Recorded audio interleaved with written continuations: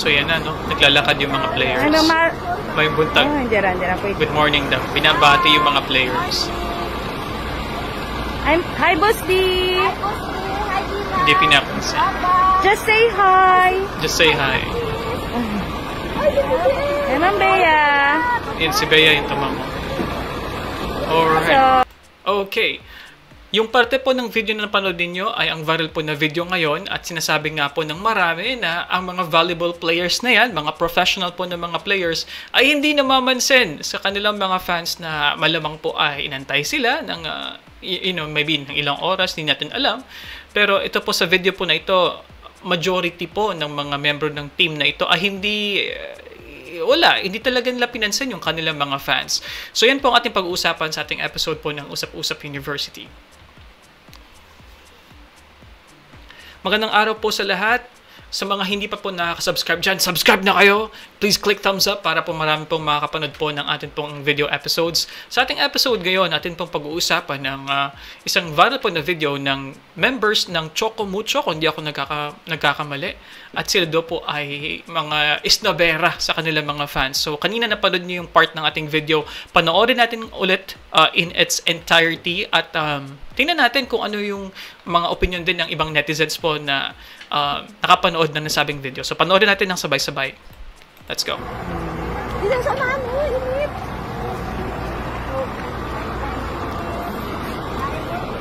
Ano andiyan pwede.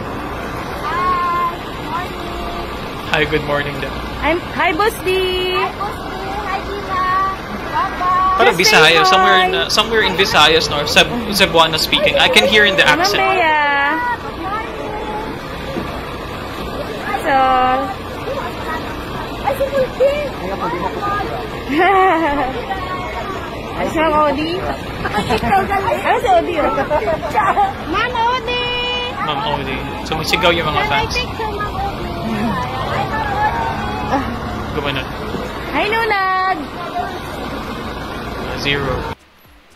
Okay. Alright.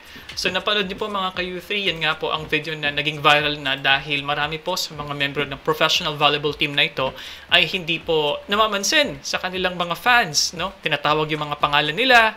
So, tingnan natin dito mga ka-U3 yung komento ng ibang mga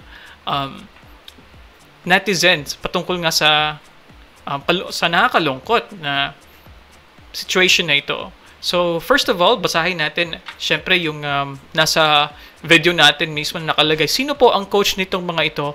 Dagdagan pa natin ng konti pang training sa good manners and right conduct. Ayan. So, sinasabi dito ni Rendon Labador, entitlement at its best, kulang sa manners. Ayan. I believe may nag-react din dito na isa pang popular na figure. Okay, yung may mga dito. May mga verified sa kanilang Facebook profile. Ito si Bernadette Reyes na isang journalist, kung di ako nagkakamali. Sabi niya dito, Sir Kuya Kim Atienza is one of the most approachable, magnanimous public figure I've ever met. Siya pa magsasabi sa'yo na picture tayo and would even be the one to take the photo or selfie. Why? Because he knows sometimes people are just too shy to ask for fear they would be rejected. After all, popularity comes from these people who constantly cheer us, happily watching at the sidelines. Kahit papunta na sa programa si Sir Kim, basta may oras pa, makikipagkwentuhan pa po siya sa staff and crew. That's why everybody loves him. Okay. Ang sinasabi daw po dito ni Bernadette Reyes, kumbaga umaagi siya sa sinabi ni Kuya Kim na dapat mas maging ayusin natin yung ating pag-treat sa ating mga fans, kung sila man ay mga public figures. Sinabi niya kasi na ang mga volleyball players ay mako-consider talaga na public figures kasi yan, di ba? So, kumbaga parang utang, at least in some ways, utang ng marami sa mga sikat ang kanilang pagiging popular sa mga masa mismo na nanonood ng kanilang mga laban o sinusuportahan sila.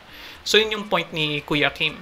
At tinan pa natin ang iba pang mga perspective dito, ng iba pang mga netizens. So, sinasabi naman dito na ito na nga yung message ni Kuya Kim Atienza mismo. Sabi niya, as public personalities, yes, athletes are also public figures. We have a choice to inspire and show gratitude to fans who passionately support us, or we can choose to stay private and give them the cold shoulder. This team should be advised that catering to fans is a responsibility. Otherwise, stay out of the public eye and play privately.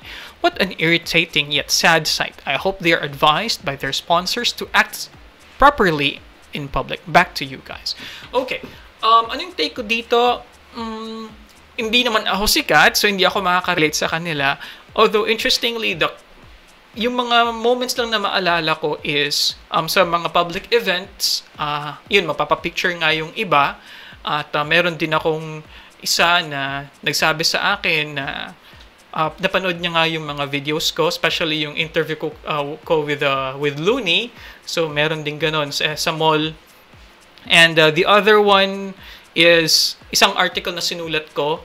At sinabi sa akin, tinanong ako kung ako daw ba yung nagsulat noon, which is quite strange kasi I was known not for my videos that time but for an article that I have written. Pero yes, pinagbibigyan ko sila, kinakausap ko sila, pero hindi kasi ako same level na mga kasikatan ng mga taong ito. So, naiintindihan ko din from their perspective. Minsan siguro baka naiinis na sila, baka alam mo yun, yung pagod na sila, ayaw na nilang mag-entertain pa. Pero yun nga parang gaano nga ba kalaking effort or energy yung kinakailangan mong spend sa pagkaway sa mga fans o pag-say ng hi or hello, good morning. Wala wala talaga sa video nito. Makikita natin na wala talaga silang parang pakialam. Meron lang isa, si Bea ba yun? But other than that, yung iba hindi na talaga. Yun, tumango si Bea. Yun lang.